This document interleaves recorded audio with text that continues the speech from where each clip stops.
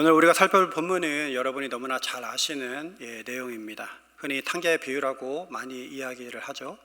그런데 이 탕자의 비유가 성경에서 얼마나 중요한 위치를 차지하고 있는지는 아마 잘 모르실 것 같습니다. 그 신학자 중에 칼바르트라고 하는 그 스위스의 유명한 신학자가 한 명 있습니다. 19세기에 자유주의 신학이 유럽에 있는 모든 교회를 이제 다 무너뜨렸던 그런 아픈 시절이 있었습니다. 과학과 이성 또 역사를 기반으로 해서 성경을 난도질하고 그래서 그로 인해서 많은 그리스도인들이 하나님을 떠나는 그런 시기였어요. 그런데 그때 이 칼바르트라고 하는 신학자가 로마서 강해라고 하는 한 권의 책을 썼는데 이 책으로 인해서 자유주의 신학을 완전히 무너뜨렸습니다. 그래서 어떤 사람은 평가하기를 칼바르트가 없었다면 유럽의 모든 교회는 그때 몰락했을 것이다 라는 평가를 받을 정도로 대단한 신학자라고 할 수 있습니다. 물론 이제 어떤 일부분에 대해서 기독론이라든지 몇몇 부분에 논란의 여지가 있긴 하지만 그 당시에 자유주의 신학을 이렇게 맞서 싸웠던 아주 훌륭한 신학자입니다. 근데 그 칼바르트가 이런 말을 했어요. 성경의 이야기를 한 권으로 줄이라고 한다면 그것은 로마서가 될 것이고 한 부분으로 줄인다면 그것은 두말할 것도 없이 탕자의 비유이다. 그만큼 오늘 우리가 살펴볼 이 탕자의 비유가 성경이 말하는 하나님의 마음을 아주 가장 잘 드러낸 이야기라고 할 수 있을 것입니다. 오늘 이 말씀을 통해서 2023년 새해를 시작하시는 우리 여러분들에게 하나님 아버지의 마음을 다시 한번 새길 수 있는 그런 귀한 시간이 되기를 소망합니다. 우리 먼저 11절과 12절을 다시 한번 보겠습니다. 또 이르시되 어떤 사람에게 두 아들이 있는데 그 둘째가 아버지에게 말하되 아버지여 재산 중에서 내게 돌아올 분깃을 내게 주소서 하는지라. 아버지가 그 살림을 각각 나눠 주었더니. 지금 11절과 12절을 보시면 작은 아들이 아버지에게 그 자신에게 물려줄 재산을 미리 달라고 요구하고 있는 것을 볼 수가 있습니다.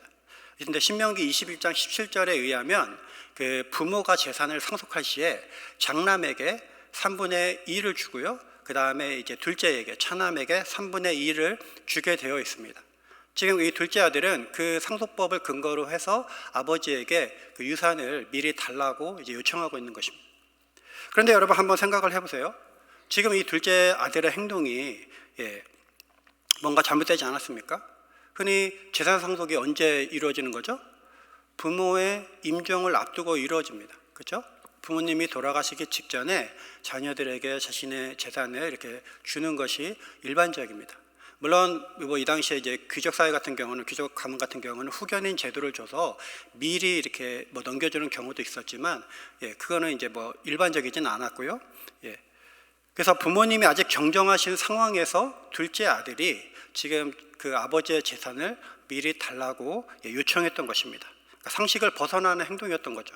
만약에 여러분의 자녀가, 우리 여기 좀 정정하게 다들 계신데, 여러분의 자녀가 이런 행동을 했다고 생각을 해보십시오. 나 지금 나갈 테니까, 독립할 테니까 아버지 재산 미리 주세요. 이렇게 얘기했다고 생각을 해보세요. 얼마나 괘씸한 행동입니까? 오늘날에도 용납될 수 없는 행동인데 이 당시에는 더더욱 상상할 수도 없는 그런 행동을 지금 둘째 아들이 하고 있는 것입니다. 그런데 정말 이상한 것은 아버지가 지금 그런 둘째 아들의 말도 안 되는 요구를 순순히 들어줬다는 것입니다. 보통 아버지 같으면 내가 두 눈 시퍼렇게 뜨고 있는데 이런 괘씸한 놈 같으니라고, 이런 버리장머리 없는 놈 같으면서 너는 한 푼도 내 재산 주지 않을 거야, 당장 나가! 이랬을 텐데 그러지 않고 지금 순순히 아무 말 없이 아들에게 자신의 재산을 분깃을 나눠줬습니다. 아무튼 이렇게 해서 둘째 아들은 아버지의 재산을 받아서 이제 아버지를 떠나게 됩니다. 13절을 보십시오. 그 후 며칠이 안 돼요. 둘째 아들이 재물을 다 모아가지고 먼 나라에 가 거기서 허랑방탕하여 그 재산을 낭비하더니. 아버지의 재산을 받은 둘째 아들이 어디로 갔다고 나옵니까? 먼 나라로 갔다고 나옵니다. 그러니까 집에서 최대한 멀리 아버지의 영향력이 미치지 않는 먼 곳으로 떠난 거예요. 이런 모습을 통해서 우리는 지금 둘째 아들이 아버지와 함께 있는 것을 사실상 별로 좋아하지 않았다는 것을 우리가 알 수 있습니다. 이 둘째 아들은 아버지와 함께 있는 것을 그다지 좋아하지 않았어요. 아버지 집에서 아버지의 눈치를 보면서 아버지가 세운 그 규칙들을 지키면서 살아가는 그 삶이 마음에 들지 않았던 겁니다. 그래서 그는 독립을 선언했고 가능한 한 아버지에게서 최대한 멀리 떨어진 곳에서 살기로 결심했던 것입니다. 아버지와 함께 사는 그 답답한 집보다 세상에서 자유롭게 내가 원하는 대로, 내가 살고 싶은 대로 살고 싶었던 것이죠. 그리고 둘째 아들이 생각했던 대로 세상에는 정말 즐겁고 신나는 것들이 많이 있었습니다. 술과 여자가 넘쳐났고요, 또 이전에 경험하지 못했던 아주 화려한 것들과 또 놀이와 문화가 가득했습니다. 아버지에게 물려받은 그 수많은 돈으로, 막대한 부로 할 수 있는 많은 것들이 너무나 많은 그런 세상이었던 것이죠. 저는 이 구절을 볼 때마다 그 서울의, 한국이죠, 서울의 강남역 주변이 떠오릅니다. 제가 생각할 때 세계 제1의 유흥가는 강남역인 것 같아요. 제가 전도사 시절에 그 강남에 있는 그 사랑의 교회가 있잖아요. 거기서 그 세미나가 있어서 한번 참석했던 적이 있습니다. 근데 그때 끝나고 이렇게 밖으로 나왔는데 깜짝 놀랐어요. 그때가 밤 10시가 넘었던 시간인데 거리에 젊은이들이 꽉 찬 거예요. 아마 수백 수천 명이 있었던 것 같습니다. 막 반짝거리는 네온 사인에 수많은 술집들, 막 북적거리는 음식들 밤새도록 운영되더라고요. 그 거리를 젊은이들이 흥청망청 술에 취해 돌아다니고 이렇게 남녀가 데이트도 하고 하면서 그런 광경을 제가 처음 봤어요. 제가 대학 때문에 서울에 올라온 후에 20살에 올라온 후에 10년을 넘게 살았는데 그 시간에 이제 강남역을 갈 일이 없다 보니까 그런 광경을 처음 봤습니다. 난리도 아니더라고요. 그러니까 제가 알던 이전의 세계와 좀 다른 느낌을 받았습니다. 아마 오늘 본문에 나오는 둘째 아들이 간 곳이 그런 곳이 아니었을까 생각합니다. 13절을 보시면 허랑방탕하여 그 재산을 허비하더니 라고 나오잖아요. 여기서 이 허랑방탕하여를 헬라어 성경에서 아소토스라는 단어를 사용하고 있습니다. 근데 이 단어의 본래 뜻은 구원받지 못할 만큼 품행이 아주 불량하다, 그런 뜻이에요. 그러니까 단순히 지금 이 젊은 사람이 뭐 잘 놀고 이렇게 돈을 많이 쓴다는 그런 뜻이 아닌 것입니다. 지금 이 단어는 둘째 아들이 얼마나 심각하게 타락했는지를 단적으로 보여주고 있는 단어입니다. 여러분, 둘째 아들의 이런 모습을 통해서 우리는 오늘 본문이 전하는 첫 번째 메시지를 만나게 됩니다. 그것은 바로 우리 인간의 본성은 하나님의 간섭을 싫어하고 자신의 뜻대로 살기를 좋아한다는 것입니다. 우리 인간은 어리석어서 하나님과 함께 있는 것이 얼마나 우리에게 큰 축복인지, 하나님이 베풀어 주신 은혜가 얼마나 감사한 것인지 종종 잊어버릴 때가 있습니다. 그래서 처음에는 우리가 하나님의 은혜로 살아가고 있다는 것을 감사하며 살지만 시간이 지나면서 점점 무뎌지는 거죠. 오히려 그러한 영적인 삶을 우리가 갑갑해하는 것입니다. 하나님의 자녀로 살아가기 위해서 우리가 지켜야 될 많은 것들이 있잖아요. 하지 말아야 할 것들이 있습니다. 우리가 기도할 때 하나님께서 우리의 삶 가운데 간섭하시고 우리의 삶을 통제하시고 조정하시려는 것들이 있습니다. 그런 것들에 대해서 우리가 서서히 불편해하는 거죠.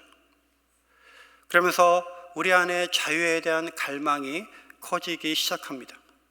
하나님 없이도 왠지 잘 살 수 있을 것 같다는 착각을 하게 됩니다. 그리고 결국엔 하나님께 점검받고 통제받는 삶이 아닌 내 의지와 자유로 살아가는 삶을 선택하게 되는 것이죠. 사랑하는 성도 여러분, 여러분은 어떠십니까? 하나님의 자녀로 살아가는 것이 정말 기쁘고 행복하십니까? 아니신가 보네요. 다시 한번 기회를 드리겠습니다. 하나님의 자녀로 살아가는 것이 정말 기쁘고 행복하십니까? 여러분이 지금 누리는 모든 것이 하나님께서 허락하신 은혜이고 축복임을 믿으십니까? 믿으셔야 돼요. 그래서 하나님과 날마다 동행하며 매일매일 그분의 인도를 받으며 살아가는 삶이 가장 복된 삶이라고 믿으셔야 합니다. 아니면 혹시 하나님과 함께하는 삶이 조금은 부담스럽고 또 구속되는 것 같아서 가끔은 둘째 아들처럼 하나님을 멀리 떠나서 살고 싶은 그런 충동을 느끼고 있지는 않으십니까? 그것도 아니면 하나님을 완전히 벗어나면 우리가 많이 들었잖아요. 하나님께 벌받고 혼날 것 같아서 한 발은 교회에 담그고 한 발은 세상에 슬쩍 담그면서 이것도 저것도 아닌 그런 삶을 살아가고 있지는 않습니까? 오늘 이 시간 여러분의 중심이 어디에 있는지 말씀을 통해서 한번 자기 자신을 들여다봤으면 좋겠습니다. 계속해서 14절과 16절을 보겠습니다. 다 없앤 후 그 나라에 크게 흉년이 들어 그가 비로소 궁핍한지라. 가서 그 나라 백성 중 한 사람에게 붙여 사니 그가 그를 들로 보내어 돼지를 치게 하였는데 그가 돼지 먹는 쥐염 열매로 배를 채우고자 하되 주는 자가 없는지라. 계속해서 예수님께서는 14절과 16절을 통해서 집을 나간 둘째 아들의 상태에 대해서 묘사하고 있습니다. 그 모습이 어땠습니까? 아주 비참합니다. 먼저 둘째 아들은 경제적인 파산을 맞이했어요. 모든 재산을 다 허비했다고 말하고 있습니다. 둘째 아들은 정말 돈을 물쓰듯이 썼습니다. 아버지에게 물려받은 재산이 너무 컸던 거죠. 아마 결혼하기 전이니까 이 당시 유대 사회의 어떤 일반적인 걸 봤을 때 아직 20살이 채 안 된 그런 나이로 추측이 됩니다. 그러니 그 어린 나이에 아버지의 그 큰 막대한 재산을 물려받았으니 얼마나 좋았겠습니까? 돈을 막 자기 사고 싶은 거 다 샀겠죠. 하지만 얼마 가지 않아서 그 많던 돈이 바닥이 나고 말았습니다. 둘째 아들은 당황스러웠을 거예요. 영원히 자신과 함께할 거라고 믿었던, 영원히 내가 의지할 뿐이시며 내 모든 필요를 채워줄 거라 믿었던 돈이 자신을 떠나버렸기 때문입니다. 모든 사람이 그런 건 아니지만 대체로 그렇잖아요. 사람이 돈이 좀 없거나 아니면 경제적으로 어려우면 이렇게 위축되기 마련입니다. 그렇죠? 우리가 그럴 필요가 없는데, 우리가 뭐 돈이 없고 가난한 게 부끄러운 게 아닌데 어떤 우리의 상황들로 인해서 우리가 마음이 위축되고 또 스스로 초라하게 느껴질 때가 있곤 합니다. 그런데 이 둘째 아들은 그 수많은 돈이 다 사라졌으니 마치 세상 전부를 잃은 것과 같은 그러한 심정이었을 것입니다. 또 두 번째로 둘째 아들은 자유를 잃었어요. 15절을 보시면 가서 그 나라 백성 중 하나에게 붙여 사니라고 나오잖아요. 여기서 이 붙여 사니를 헬라어로 보면 콜라오라는 단어입니다. 그래서 이게 뭐뭐 누구누구에게 종속되다 이런 뜻이에요.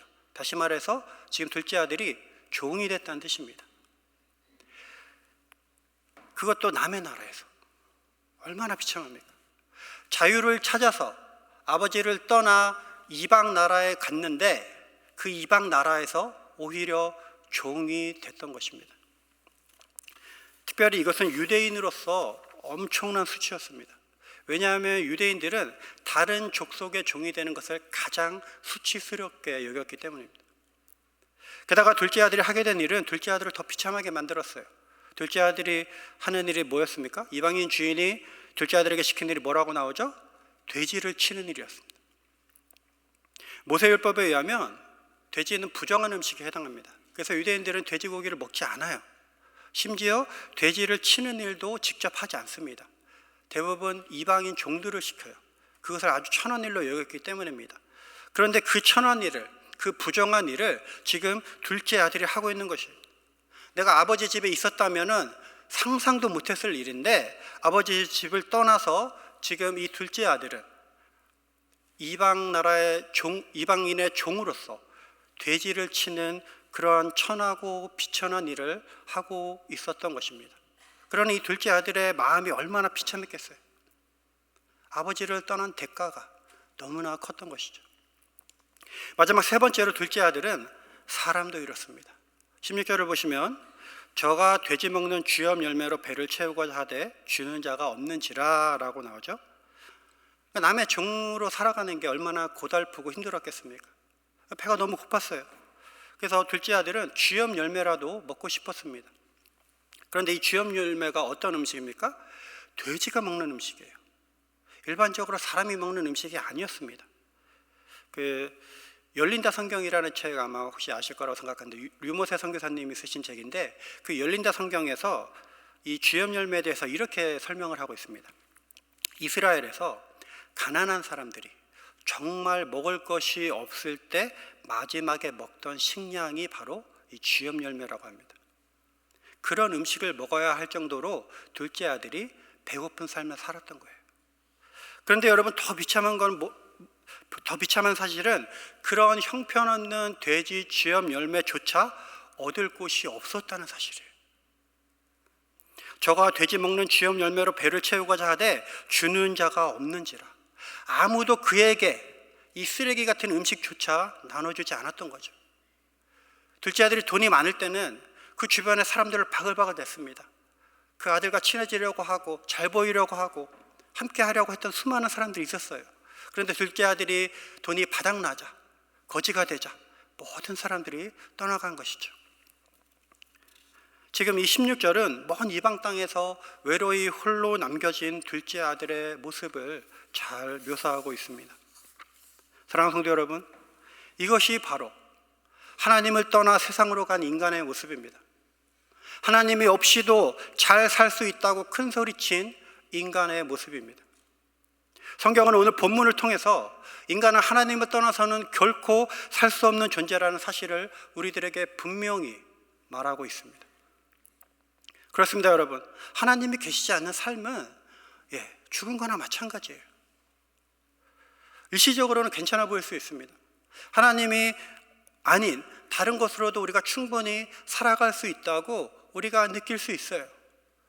돈이 많으면 되고, 사람이 있으면 되고, 번듯한 직장과 내 자식들이 있으면 하나님이 없이도 그럭저럭 잘 살아갈 수 있을 것 같이 우리가 착각할 수도 있습니다. 하지만 하나님과 멀어진 우리 영혼은 머지않아서 심각한 공허함을 느낄 수밖에 없습니다. 그래서 파스칼이 그런 말을 했어요. 우리 안에는 하나님만이 채우실 수 있는 빈 공간이 있다. 저는 그것이 진리라고 생각해요. 어쩌면 여기 계신 여러분 가운데도 지금까지 살아오시면서 이미 이런 경험을 해보신 분들이 있으실지 모르겠습니다. 저는 주변에서 많이 봤어요. 그리고 부끄러운 얘기지만 저도 대학생 시절에 군대 가기 전에 한 반년 정도 이런 경험을 했던 적이 있습니다. 제가 장담하는데 정말 할 게 못 됩니다. 그래서 영혼이 하루하루 피폐해지는 것을 느낄 수 있어요. 그러므로 여러분, 그 어떠한 순간에도 하나님을 떠나려 하지 마십시오. 하나님을 떠나 자유를 찾으려 하지 마십시오. 오직 하나님 안에서만 우리는 참된 자유를 누릴 수 있습니다. 오직 그분 안에 있을 때 우리는 가장 안전하고 그분 안에 머물 때만이 우리가 가장 행복하고 평안하다는 사실을 기억하시기 바랍니다. 이어서 17절을 보겠습니다.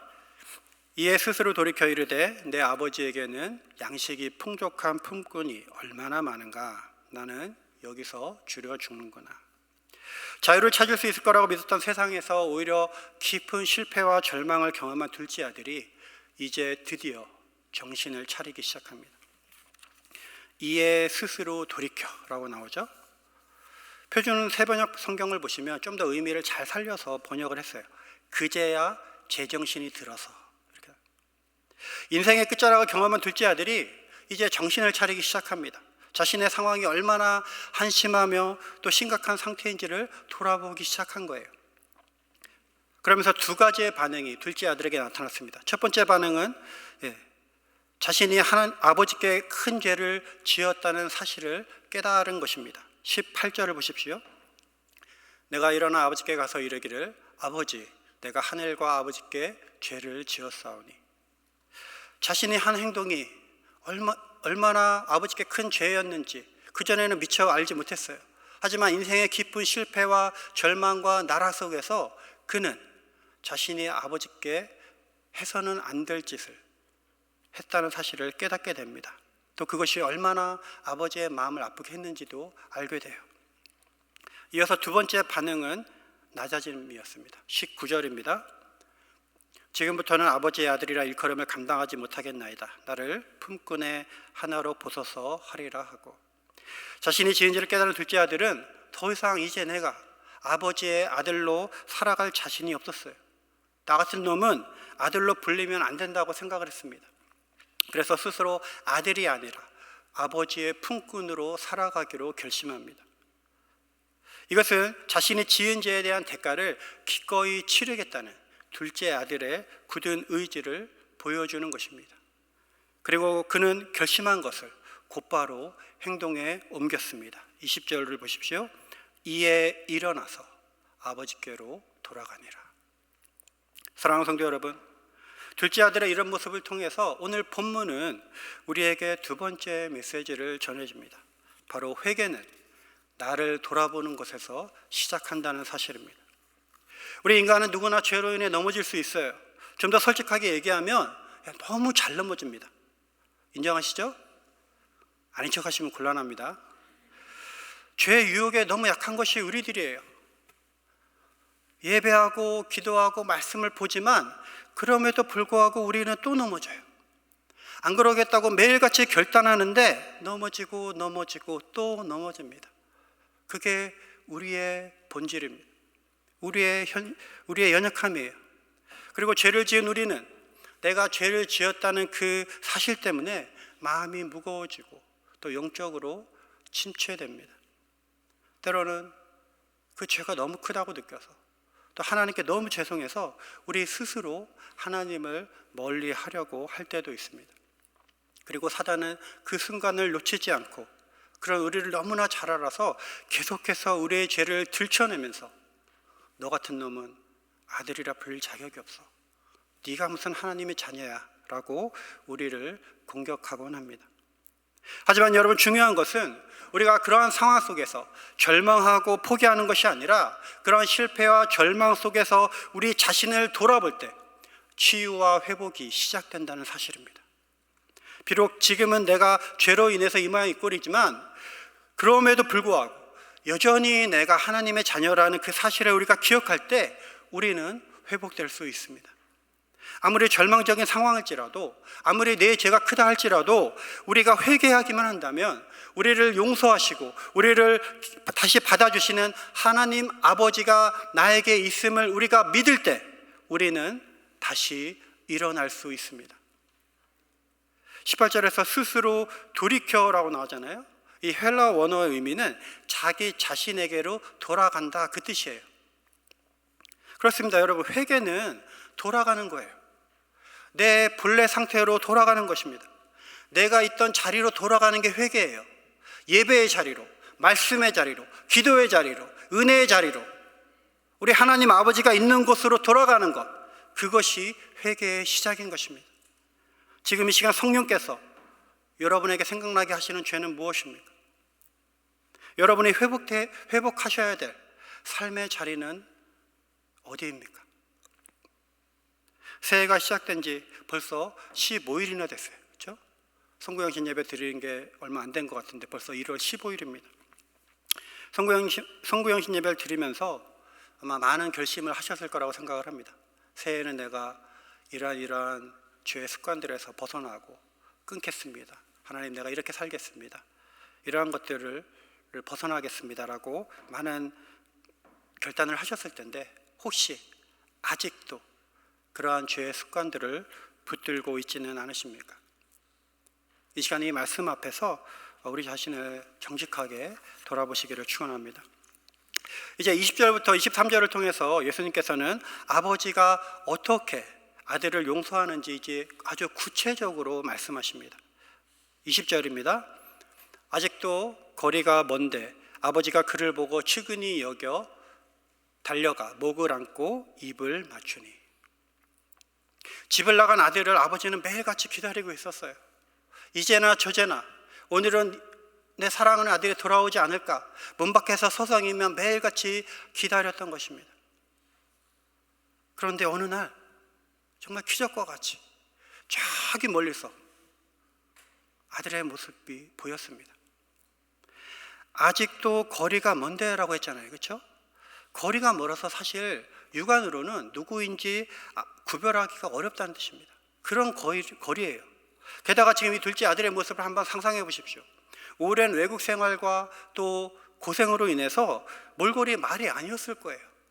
집을 나갈 때 그런 당당한 모습과 또 이 부유한 부잣집 아들의 그런 모습이 온데간데 없이 사라지고 아주 초라한 몰골로 걸어오고 있었을 것입니다.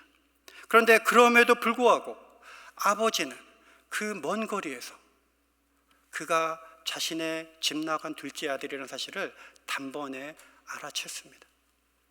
그리고 한숨에 달려가 그 아들의 목을 안고 입을 맞췄습니다.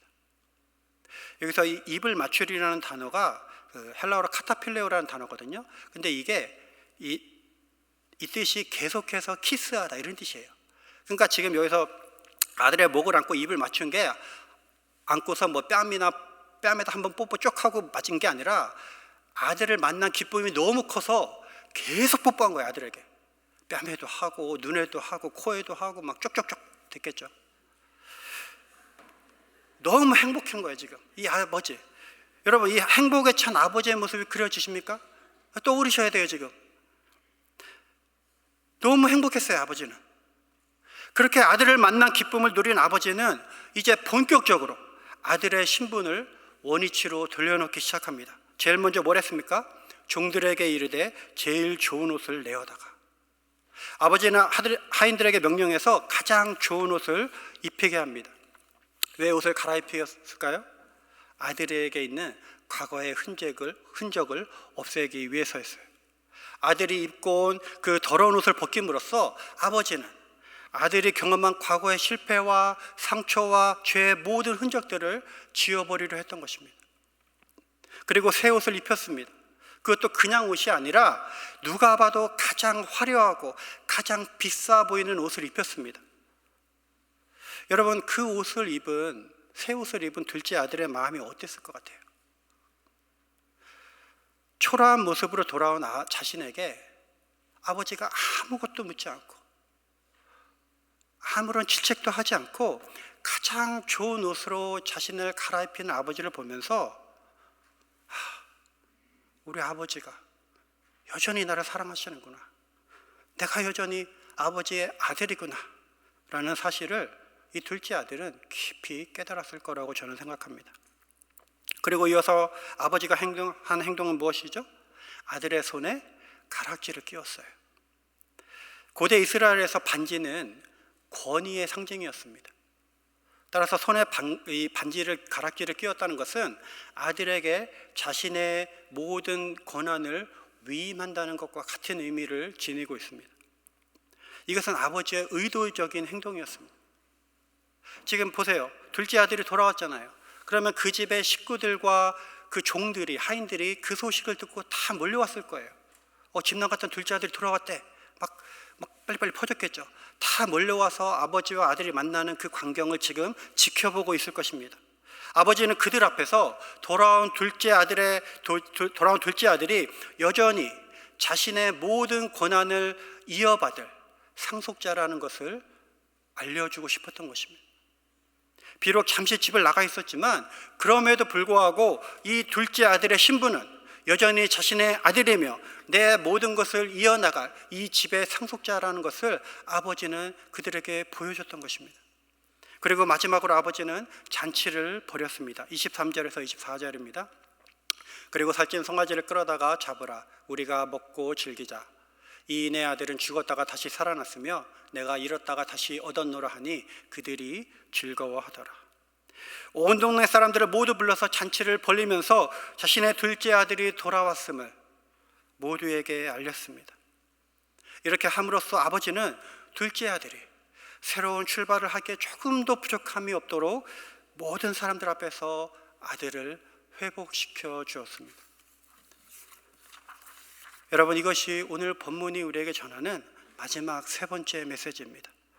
회개하는 자를 하나님은 반드시 회복시키신다는 사실입니다.